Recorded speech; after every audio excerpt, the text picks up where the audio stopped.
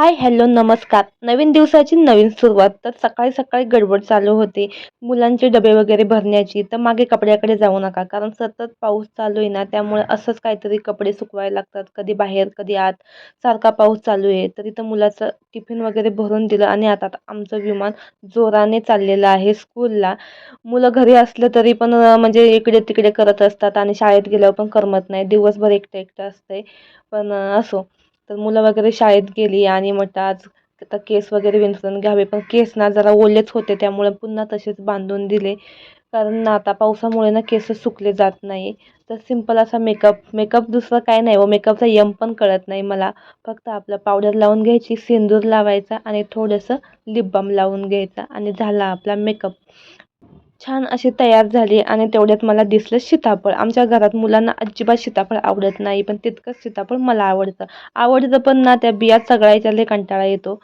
तर मग सीताफळ वगैरे खाऊन घेतलं आणि दुपारी भूक लागली, उपवास होता, तर शेंगदाणे वगैरे भाजून घेतले खिचडीसाठी. शेंगदाणे थंड होत आहेत तोपर्यंत मला दळण देखील करायचं होतं. त्यामुळं मग ना टाकीमधलं गव्हाचं दळण मी काढून घेतलं. पाऊस सतत असल्यामुळे ना दळण काढायचा सुद्धा कंटाळा येतो, कारण ना ते दळण असं सादळल्यासारखं होतं. त्यामुळं मी टाकीमध्ये गोणी आणि गोणीमध्ये धान्य ठेवत असते. त्यामुळं धान्य कसं चांगलं राहते. आणि दळण वगैरे काढून ठेवलं तोपर्यंत शेंगदाणे पण थंड झाले आणि मस्त असे साबुदाणे बनवून घेतले आणि गरमागरम साबुदाणे आणि त्याच्यावरती थोडीशी दही घेऊन मस्तपैकी एन्जॉय केलं. मला ना साबुदाण्यावर दही खूप आवडतं. दही किंवा लिंबू अप्रतिम. खिचडी त्याशिवाय चांगलीच लागत नाही. मस्तपैकी पोटपूजा केली आणि आता दळण करायला घेतलं. गव्हाचं दळण मी करत होते आणि ते दळण मी ना 15 दिवसाचं एकदाच करते, म्हणजे टेन्शन नको. सारखं सारखं कोण जाईल ते घेऊन दळायला. एक तर पावसात पाणी चालू आहे. तर मी गव्हाचं पण दळण केलं आणि त्याच्याबरोबर थोडंसं ज्वारीचं पण दळण केलं.